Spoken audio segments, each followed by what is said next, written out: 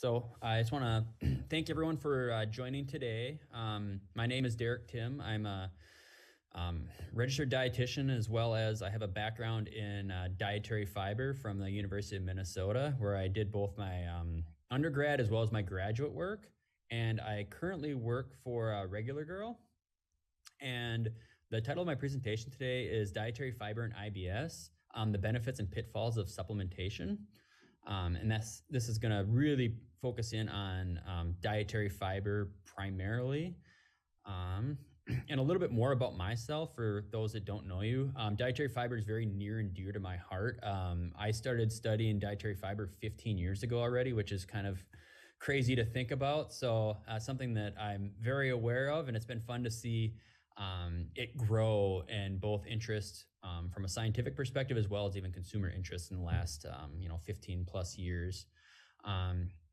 I've done a lot of work in this area. I have 18 published studies, and the most of those are actually in dietary fiber. So it's something that I keep up on and really, really love to talk about. So I'm happy to share more information. And then also, I went through the course through Monash University to learn more about the low-FODMAP dietary program that I'm going to be doing a lot of speaking about today.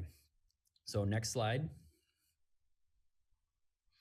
So I don't really know where everyone's background is on fiber, and sometimes I talk as if I know a lot more than everyone else. I really wanted to take a couple slides here in a couple of minutes to really kind of get a good foundation of everyone's knowledge on dietary fiber before we really go into the meat of the presentation. So sort of my definition of dietary fiber is like plant components that are indigestible in the small intestine. So that's essentially what it is. And then what it does once it gets to large intestine largely is going to result in what the benefits are. So since most of us are in the US, I really want to focus on what the FDA official definition is. And it's a little bit cumbersome, so I will not read it all, but I wanted to really highlight a few of the important parts. It's going to be non-digestible, soluble, and insoluble carbohydrates of 3 monomeric units or more. There are a few fibers that are shorter that don't get covered in this definition, but most of it is larger carbohydrates that are indigestible, and they are intrinsic and intact in plants.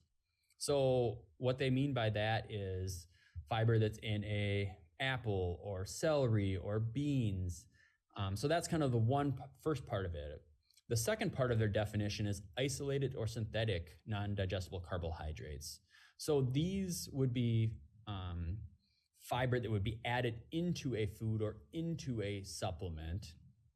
And with these type of fibers, they have an extra layer of evidence they need to in order to call it and or label it as a dietary fiber on the label. And this is where they need to have physiological effects that are beneficial to human health. And I'm going to speak about that in a couple more slides in more detail. So next slide. So there's a lot of different classifications of dietary fiber that you may or may not be aware of. Most people have heard or know of, insoluble fiber and soluble fibers. So those you see labeled on the nutrition facts panel. And really that's the old way of looking at it. It's whether or not it's soluble in water or not. And that is helpful for generalizations, but it doesn't necessarily dictate the benefits completely. So at least within the research community, we've been kind of trying to move away from that a little bit. But you will still see that, and a lot of consumers maybe are aware of that, where they will ask for one versus the other. So another way of looking at it, at fibers, is are they fermentable or not? And most of the fermentation that occurs is in the large intestine, and that can be very beneficial. So some of the breakdown products of fiber fermentation in the large intestine are short chain fatty acids, most notably acetate, propionate, and butyrate. Butyrate is the one of most interest for gut health in general because it's the main fuel for the colonic epithelial cells. So essentially giving them food is going to keep them healthy and functioning well, and that kind of has implications in gut barrier, most notably. But one of the negatives of fermentation of fiber is the gas production that occurs. And depending on the fiber, the amount and rate of the gas production really has major implications in IBS, because that gas has to go somewhere. It's either going to stay in the gut and cause bloating and discomfort, or it's going to have to come out, and that could occur as flatulence, which nobody wants to have that either. So this is a big deal. And then kind of prebiotic versus not. I'm going to talk about that specifically in a little more detail in the rest of the presentation, but it's selectively utilized fibers by the gut microbiome, and that usually has health benefits associated with it. So next slide. So I already spoke about how the FDA changed the fiber rulings. This occurred in 2016, and we're still kind of dealing with the aftermath of this ruling. They really changed the fiber labeling from purely analytical. So you could, run a food or an isolated fiber through an analytical test, and you get a number of grams of fiber per weight. Okay, in the past, you could just label that in the nutrition facts or supplement facts of products, not a problem. Since this ruling requires non-intact fibers, so isolated fibers, to have proven benefits, we've really moved and increased the requirements in a positive way. It might not make every fiber qualify, but I think that this is better for the consumer as well as formulators in the industry. So what are these benefits? There's actually 6 of them. A few of them are very classic benefits of fiber that most people are aware of, like lowering postprandial glucose levels, decreasing cholesterol, promoting laxation, frequency of bowel movements. Those are all very classic terms that we're all aware of, and that's good. A few of them are a little less well known. Lowering blood pressure, that's not a very common effect of fiber, and fiber doesn't have a large magnitude of an effect on it, but it can have a positive benefit there. Also, increasing mineral absorption. That's something that most consumers maybe aren't aware of, and the reason for that is mostly due to the fermentation of fiber in the gut. These short-chain fatty acids that I spoke about earlier actually decrease the pH of the colon, which better solubilizes minerals such as calcium, which are then better absorbed into the system and have implications for anything from osteoporosis to just general nutritional status of these minerals. So that's a good thing. And then reducing energy intake as well. Most people think of it as satiety, which is generally a more acute measure of feelings, but then satiety is good, but you also need to have the decrease in food consumption that results of feeling more full or less hungry. And that's something that's a little bit harder to prove in the short term. But if you think about, a lot of the epidemiological studies show that people who consume more fiber tend to either have a lower body weight or have a lower weight increase over a time frame of 5 years, 10 years, etc. So it's definitely a great benefit of consuming fiber. Next slide. So we talked about what are the health benefits of fiber. Well, the FDA originally in 2016 looked at fibers that either already had qualified health claims, such as beta-glucans and psyllium, or just the general literature for various fibers, and they made a self-assessment of which ones are approved. Guar gum was one of those, cellulose, pectin, locust bean gum, as well as methyl cellulose. So those were things that the FDA approved. Since that ruling, manufacturers of various fibers have been able to submit their scientific evidence to the FDA for them to review and determine if a fiber gets approved or doesn't get approved. And since then, there's been quite a few fibers that have actually been added to the list, and it's a continuing process. So if new fibers are discovered and used, eventually they can submit to the FDA and get approved. Of the list on the right that I really want to highlight is the inulin and fructooligosaccharides, or FOS. That's a big one. The galacto-oligosaccharides, or GOS, polydextrose, resistant maltodextrins, and acacia gum are some of the ones we'll really be talking about in terms of IBS here in the future. So next slide. So I've talked about all the benefits of fiber, how great it is. So how much do you need per day? Obviously, there are some differences you see when you look at the DRI values, and it's mostly broken down by age as well as sex. You can see that women tend to have slightly lower fiber recommendations, and that's just based upon energy recommendations, since that's generally, the fiber is gauged based on energy intake. It's actually 14 grams per 100 or 1,000 kcals is sort of how they go about it. And then you can see children on the bottom there is quite a lot for anyone that deals with pediatrics. You know, children can be fussy, they may not eat a lot, so it's really eye-opening to see how high of a level of 19 grams a day, 25 grams a day for a school-age child is. And I didn't put it on the slide, but the new daily value for dietary fiber is 28 grams per day. So it kind of splits the difference between what you see with the males and females. And if anyone's interested, the average intake of dietary fiber in the US is approximately 14, 15, 16 grams, somewhere in that area. So you can see we have about a 10 gram per day fiber deficit just in the general population. And there's lots of reasons for that, but we'll talk about that in more detail in the next, later in the presentation. So I kind of wanted to shift gears here and go into prebiotics. So essentially what prebiotics are food components that have health benefits to us via the modulation of the gut microbiome. One of the new organizations out there that has a really good definition, and they're trying to standardize that, because if you look in the old literature, you'd have each research group had a slightly different definition, but now we really have a good one that started in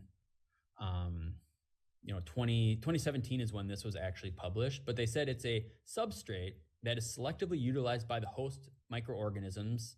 So they didn't even just say bacteria, that also includes fungi, yeast, other things that are in the gut, and then conferring a health benefit. So it's not just talking about is it fermented or not, it also really talks about this health benefit, and we'll go about that in a little bit more detail.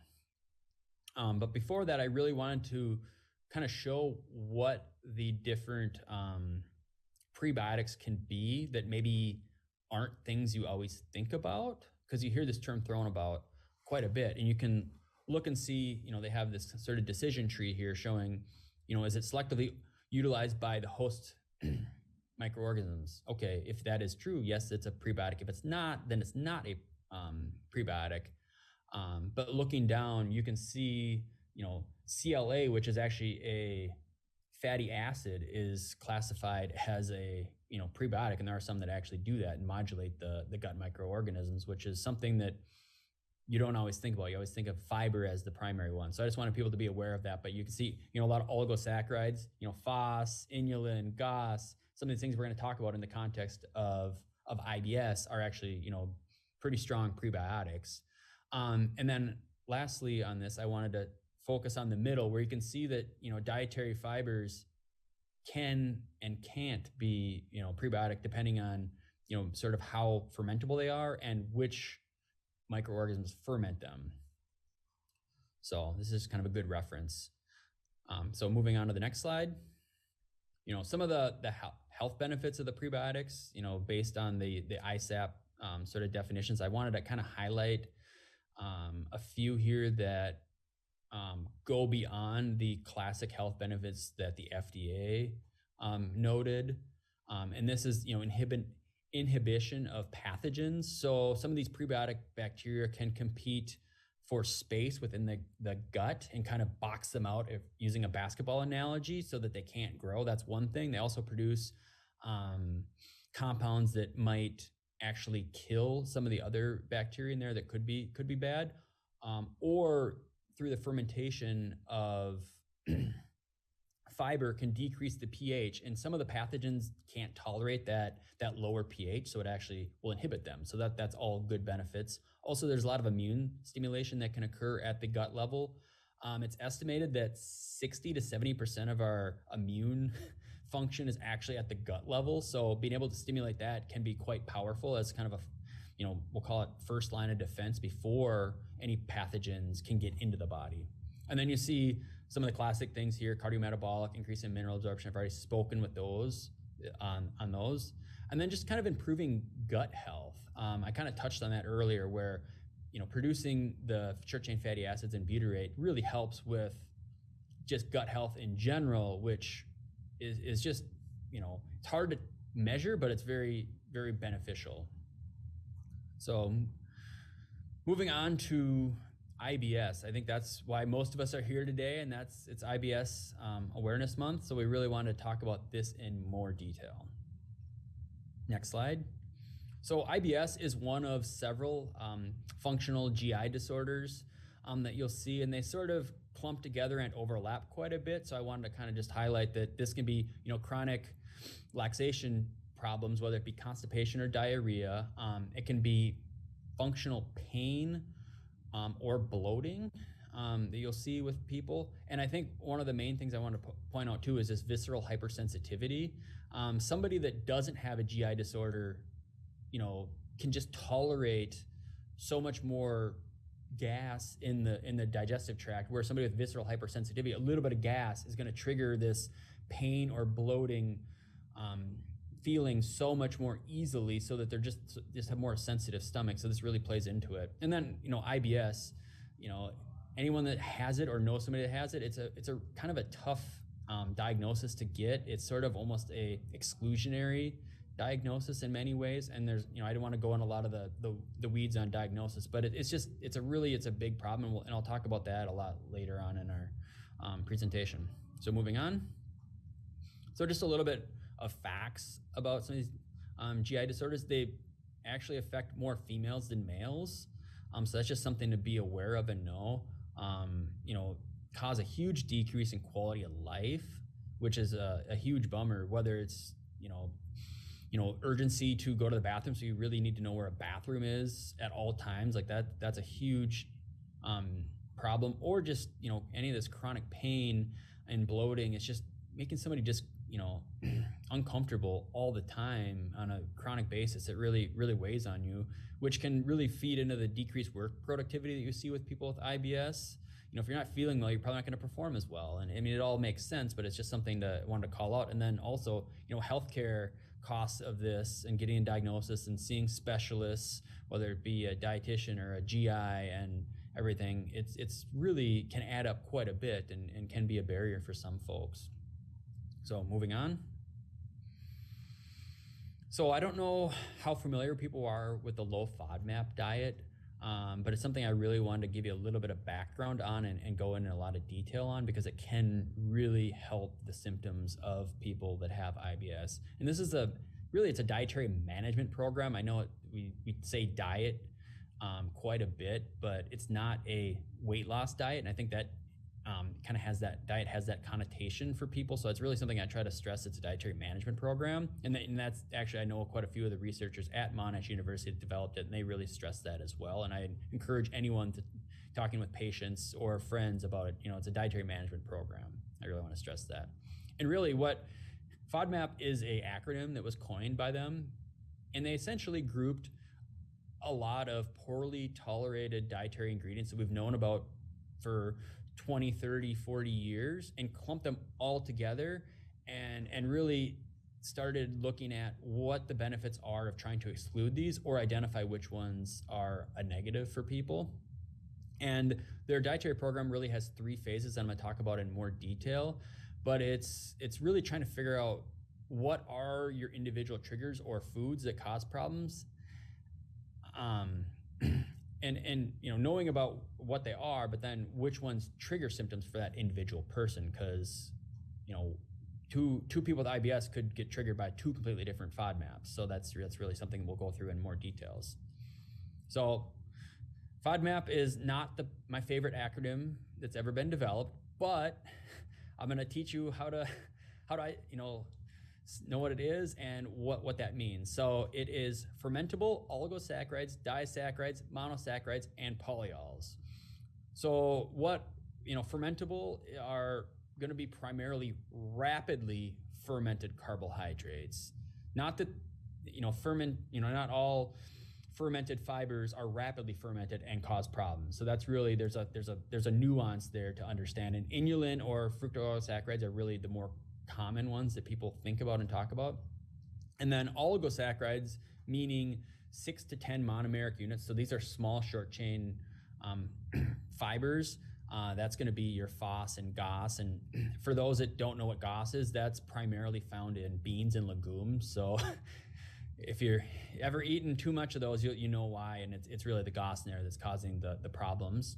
The disaccharide that we're concerned about is lactose. So obviously there's a fair amount of the population that does not have or has limited production of the lactase enzyme that breaks that down in milk. So what will happen is that lactose, rather than getting digested in the small intestine, is going to get in the large intestine, where the bacteria are going to rapidly ferment it and consume it, and that's going to cause the gas, bloating, diarrhea that we see with lactose intolerance. For monosaccharides, we're primarily focused on fructose because there is malabsorption of fructose, and the key here is that it's not just that a food contains fructose, that it contains more fructose than glucose, and that's how they really test for this. So things that have high fructose content like honey or high fructose corn syrup are going to be the problems. And then polyols. So I've seen quite a bit of an increase in sugar alcohols in various products, and I think this is somewhat of a direct result of the added sugar ruling that is kind of a tangent a little bit, but people are trying to get away from sugars or added sugars. They're adding more polyols and sugar alcohols, which do have that sweetness, which people desire, and less calories, which is good. However, they tend to be malabsorbed and cause a lot of gas and bloating in people, especially if they're consumed in high amounts. So that's kind of something I always look for in a lot of low sugar products or keto, paleo, those sort of things. You gotta kind of look out.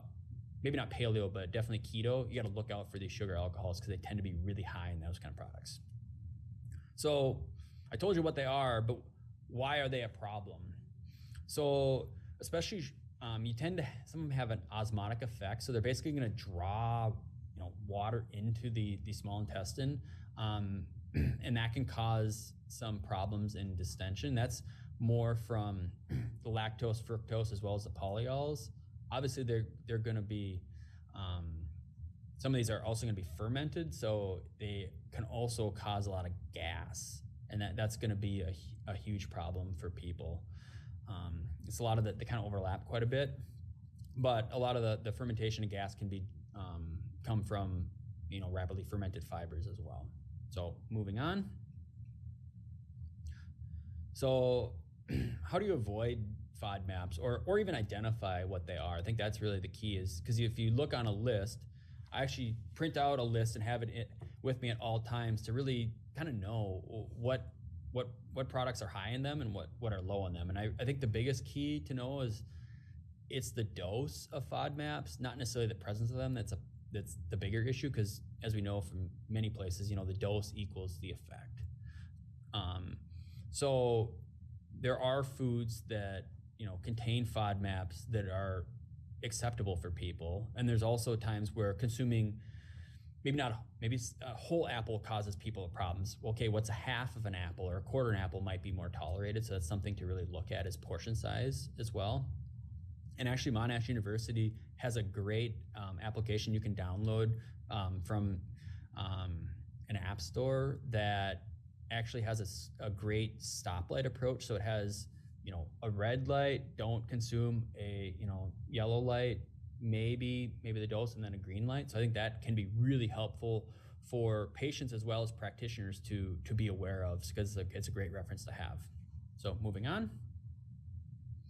So the low FODMAP dietary protocol, as I mentioned before, it has 3 phases, and this is something that really any patient should be utilizing a dietitian that is aware of this and or trained in this, because there is a lot to know and a lot of nuances, and it needs to be done in a very thoughtful way. Otherwise, it's not really going to be beneficial. So the first phase is just going to be eliminating all potential FODMAPs from the meal. Well, a new patient may have absolutely no idea what a FODMAP is and what foods tend to be high in FODMAPs. So obviously you need to be able to impart that knowledge upon them.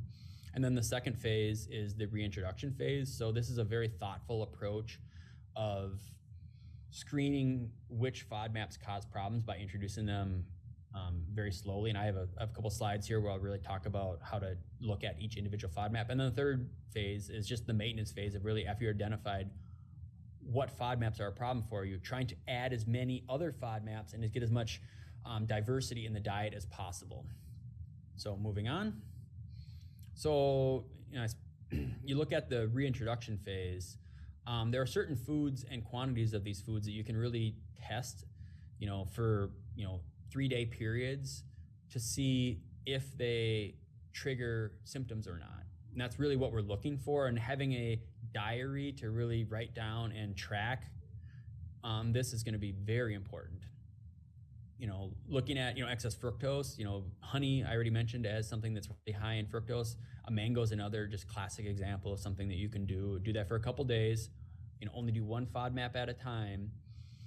Maybe have a washout period, and then you can start with the next one, and that could be looking for is lactose, but that is something people probably know by this point in their life if they have lactose intolerance, but you never know. It could be something to look at. But yeah, and there's also some of those sugar alcohols like sorbitol and mannitol. There's sort of foods that are higher in these than others. So whether it's avocado or apricot for sorbitol, mushrooms for mannitol. And then you can look at even multiple FODMAPs at the same time. There's certain foods that are high in fructose and sorbitol. After you've maybe identified them before, you can see if the combination works. So next slide, I have a few more examples. So looking at if fructans or FOS is a problem, that tends to be high in wheat. So you could do, whole wheat pastas, things like that. Also, some of the more classic things that cause people problems, or most frequently, are going to be like onion and garlic, actually. And there's products out there that are low in these, or only extract the, kind of do an oil extraction, so you don't have a lot of the soluble fibers from it, and trying to give you that that flavor without the symptoms. Then GOS, I mentioned earlier, a lot of legumes, lentils, chickpeas, other beans tend to be high in GOS. You can kind of test that.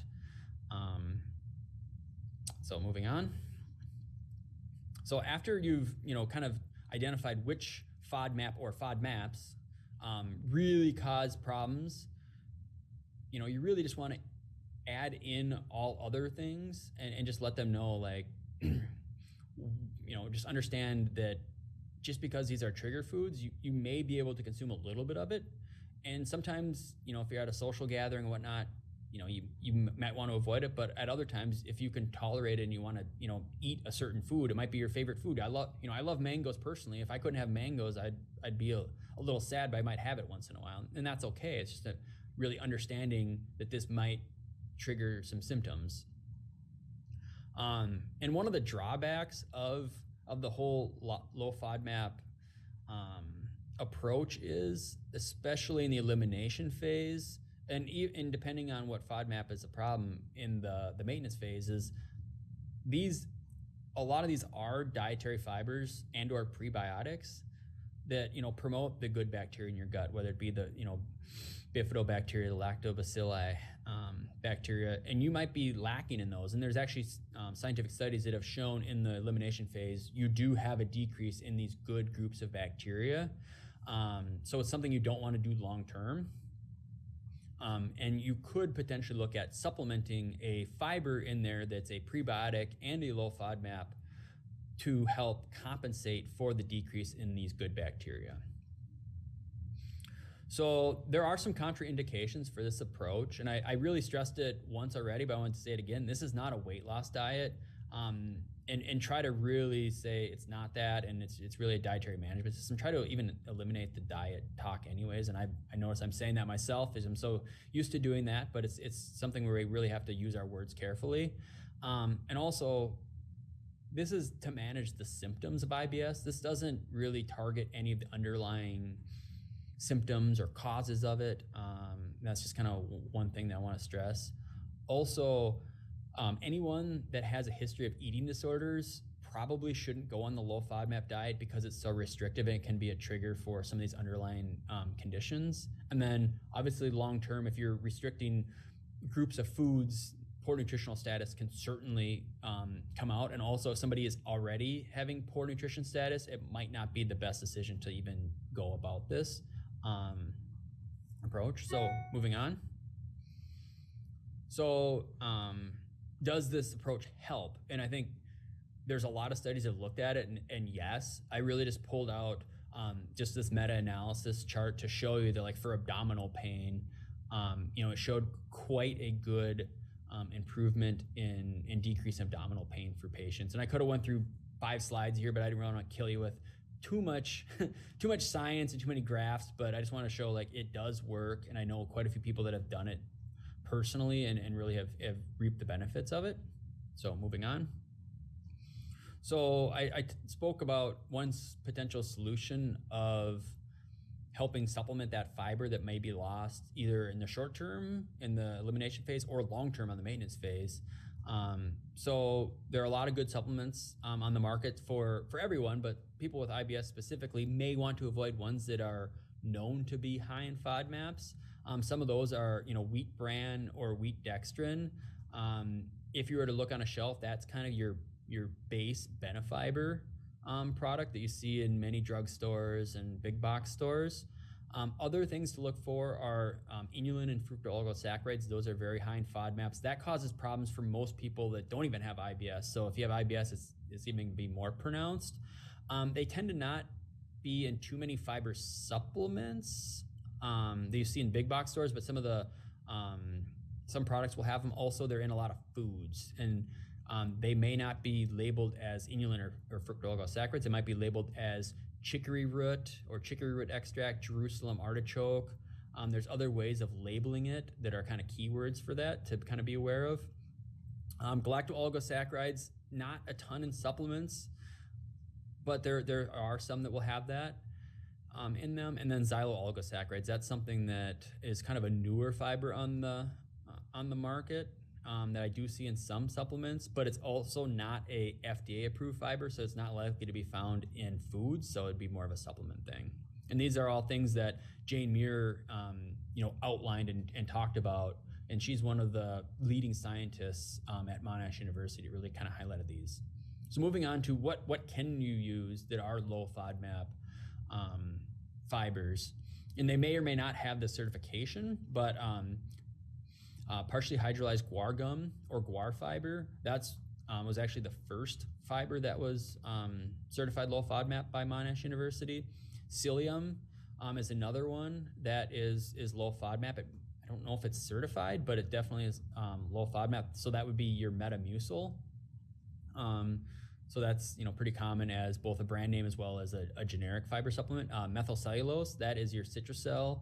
You might see it as generics as well. That's low FODMAP, and those two, psyllium and methylcellulose, they're not really fermented very heavily, so that's why they're low FODMAP.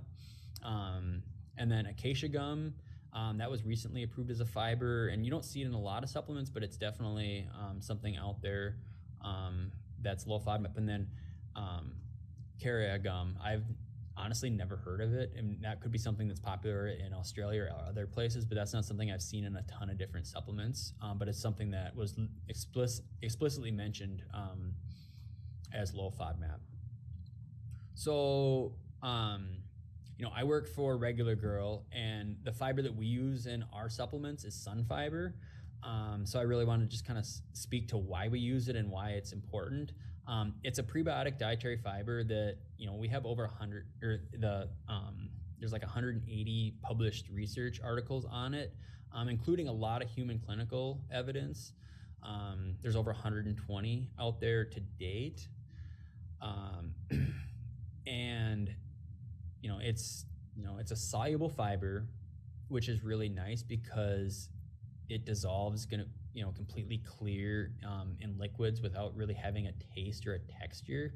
If you've consumed like a Metamucil or a Citracel, you know that it kind of gels up, and that's fine, but it tends to not be enjoyable to consume, and I think a lot of people are turned off by that. So this is nice because Sunfiber doesn't have that, and it's also low FODMAP. It was actually the first low FODMAP fiber that was certified by Monash University. You know, and it, you know, something that's organic, it's non-GMO, it's gluten-free. So there's a lot of good auxiliary things about it. And it's also something that's, you know, safe. It's actually been used in enteral formulas for about 30 years now. So it's something with a long history for use in other people that maybe are outside of IBS patients, but just in general, you know, looking at vulnerable populations of people that like it. So, you know, products that contain Sunfiber, of course, are our regular girl line of supplements. You know, that's going to contain the Sunfiber as well as a probiotic that's Bifidobacterium lactis. And we have several different ways of consuming that. You either have it as a bulk powder or as stick packs. So that's good. And then if you're just looking for the Sunfiber itself, there's Tomorrow's Nutrition Sunfiber, and that's just the Sunfiber by itself, no probiotics. And then if you know any male clients that want a symbiotic product, the prebiotic plus the probiotics, but don't really want the you know, very female-centric packaging, the Sunfiber GI is sort of that. It's basically a very similar formula, but it's in gender-neutral packaging. So I've covered a lot of ground today, and I really wanted to leave plenty of time for us to have, you know, a Q&A session, because I didn't want to just give you information without answering your questions, because there are a lot of different areas that may have questions. So you can probably do that through chat. That might be the best way to go about it.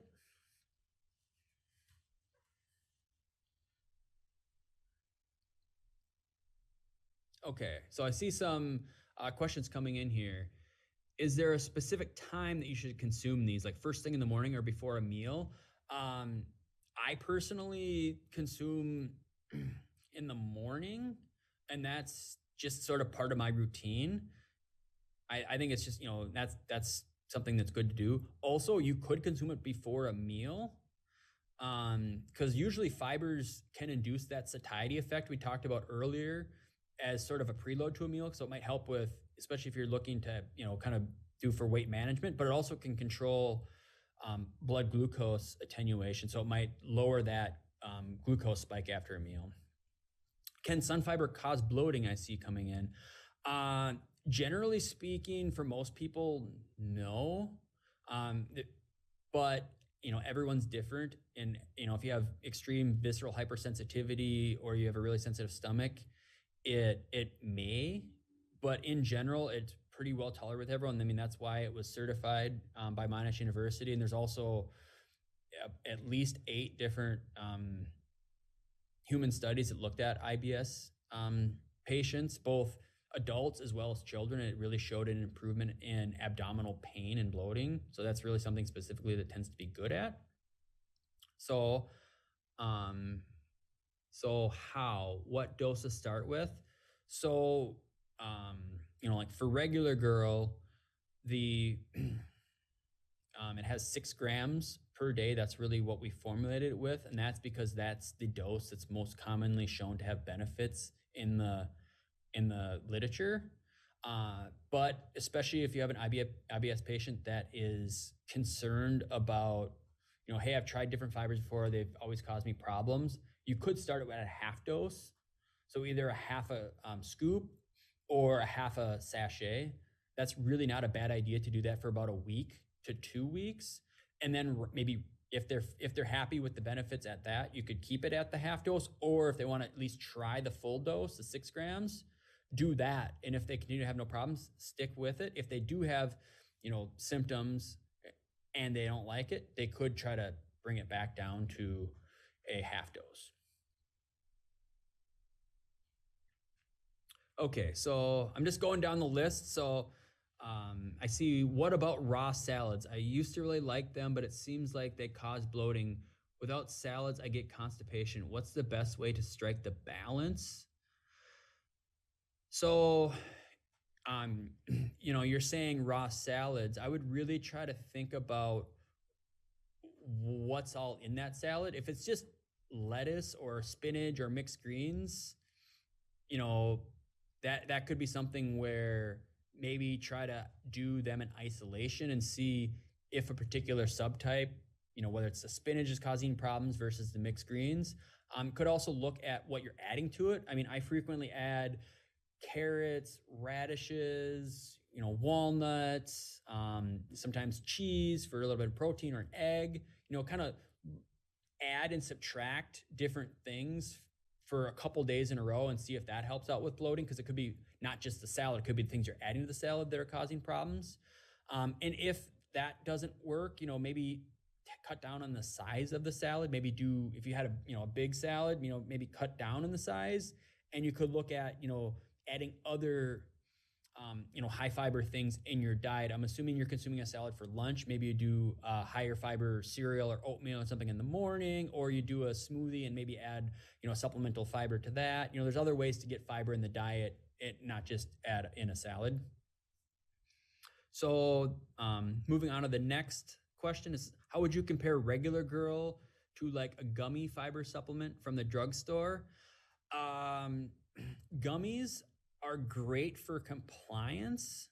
I'm not a huge fan of gummies in general, only because they tend to add a fair amount of calories and sugar to one's diet. I mean, first and foremost. Also, you need to look at what fiber is in the gummy and the dose. So I didn't talk about it earlier, but I actually used to work at Nature Made. That was actually my first job, and I helped formulate the fiber gummies that we used there. They, I believe, used inulin, but we were only able to get a gram or two of inulin per gummy. So if you're only consuming 2 gummies, you might not be getting a lot of fiber. So that's where something that's maybe a powder might be more fiber for your calorie or sugar, but also also if it's inulin like they use there, like that's a high FODMAP fiber that's most likely going to cause some problems, especially if you want to get 6, 8, if you're trying to do that fiber gap at 10 grams of inulin or a high FODMAP fiber will cause most people, distress, regardless of IBS status or not. So moving on to the next question. I shared regular Girl with my new GI doc, and I was seen, and she looked up and said it would increase my symptoms. It's certainly, something where, each individual doctor is going to have its own, thought and perspective on things. I mean, there is some research out there under PHGG or guar fiber or galactomannan fiber. There's different ways it's in the literature. So he or she may not have seen all the literature, but also one of the nuances of Sunfiber is it is a fermentable fiber. So it's just not as rapidly fermented as something like an inulin or a FOS, which are really known to be high FODMAPs and cause problems. So it's something where, trying it, we oftentimes do some sampling so you could at least try it first and then see how it works for you. Because some people might not tolerate it, but being able to at least try it will make you feel better before you go and purchase it. So I'm at the end of the questions that have come in. So if you have any more questions, feel free to ask. We do have a few more minutes left. So I can kind of give you a little bit of time, but I do want to, take the opportunity to thank you all for joining today and give me the opportunity to share my knowledge, my passion for fiber and FODMAPs. I hope I covered some information and taught you something new, and really like to do this.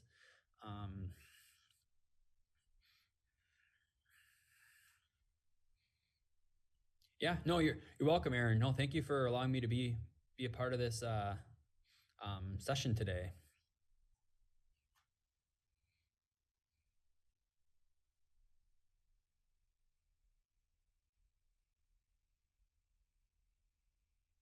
Okay.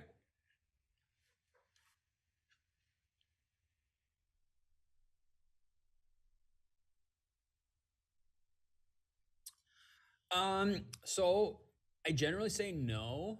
Um, Prebiotics themselves do not have a recommended daily level or anything like that. There's no formal recommendation.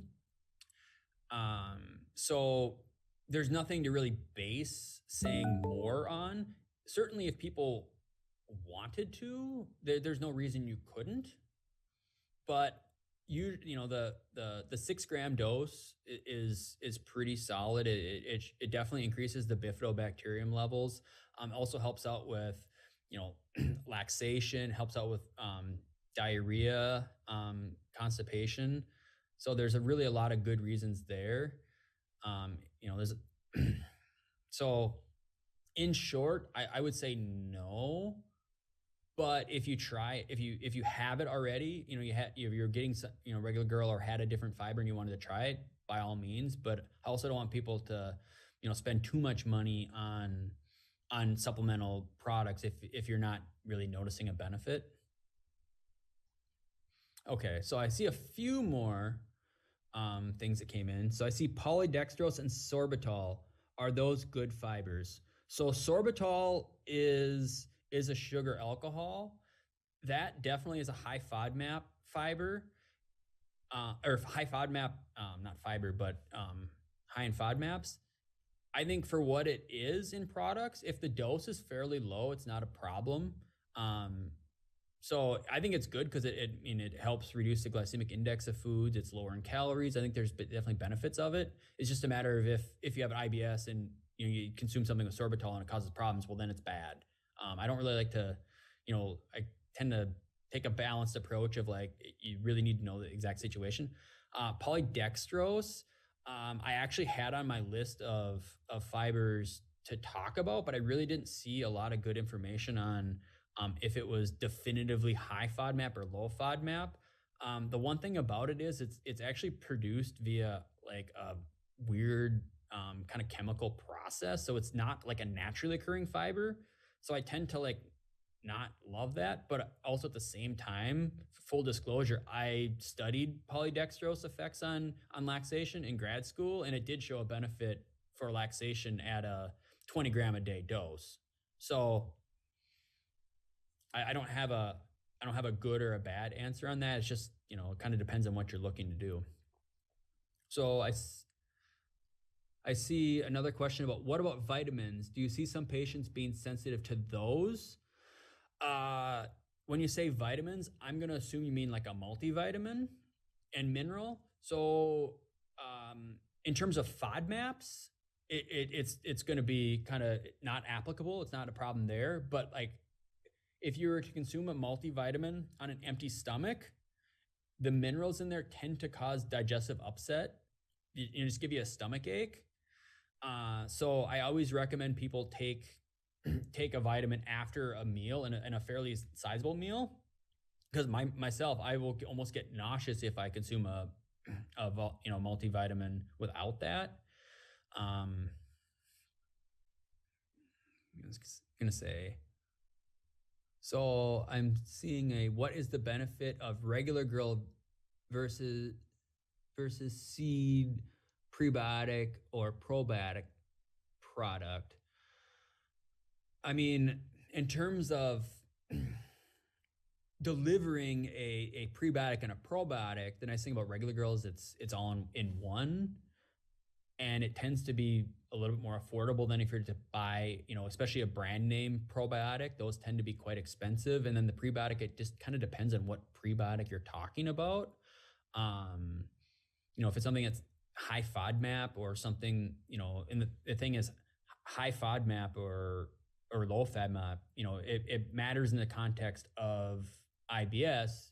But if the person doesn't have IBS, they are definite prebiotics and they help with the gut microbiome. So I'm not going to say do consume it or not. But the nice thing about regular girl and Sunfiber, I didn't want to elaborate too much off topic, but we do have a lot of evidence for not only laxation, prebiotic benefits, but there's satiety benefits, blood glucose benefits, cholesterol. There's a little bit of data there. So it kind of goes beyond the digestive space and a lot of other things where it can be beneficial, where depending on the specific probiotic or prebiotic, it may not have as much evidence.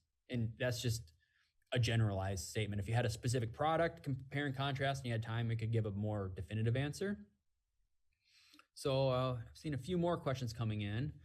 If someone has tried the FODMAP program and it didn't notice a major issues with any of the food categories, do they actually have IBS?